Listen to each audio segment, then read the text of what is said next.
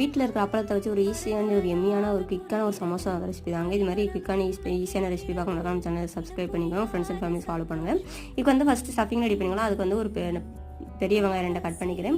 அப்புறம் மிளகாய்த்தூள், மஞ்சள் தூள், சிக்கன் மசாலா, மல்லித்தூள் இதெல்லாம் நல்லா சேர்த்து மிக்ஸ் பண்ணி வச்சுக்கோங்க. தேவையான அளவுக்கு உப்பு சேர்த்துக்கோங்க. ஏன்னா அப்பளத்துலேயும் உப்பு நிறையா இருக்கும், உங்களுக்கு தேவையான அளவுக்கு போட்டுக்கோங்க. அப்புறம் நம்மளுக்கு தேவையான அளவுக்கு அப்பளத்தை எடுத்து அப்பளத்தை ஒரு 5 செகண்ட்ஸ் மட்டும் நல்லா சோக் பண்ணி எடுத்துருங்க. ரொம்ப சோக் பண்ணிங்கன்னா கிழிஞ்சிரும். அதுக்கப்புறம் இது மாதிரி நம்ம சமோசாவுக்கு மடிக்க மாதிரி மடித்து நம்ம ரெடி பண்ணி வச்ச ஸ்டஃபிங்கை உள்ளே வச்சு இது ஒரு ஸ்பூன் வந்து மைதா மாவு நல்லா பேஸ்ட் மாதிரி பண்ணி வச்சுக்கோங்க. ஒட்டுறதுக்கு நல்லாயிருக்கும்.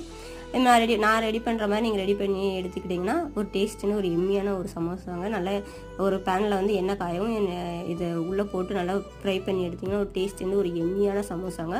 உங்கள் குழந்தைங்க சமோசா வேணும் பட் உங்களால் பண்ண முடியாதுன்னா ஈஸியாக இது பண்ணி கொடுங்க. டேஸ்ட்டு ஒரு அடிப்பொலியாக இருக்கும்.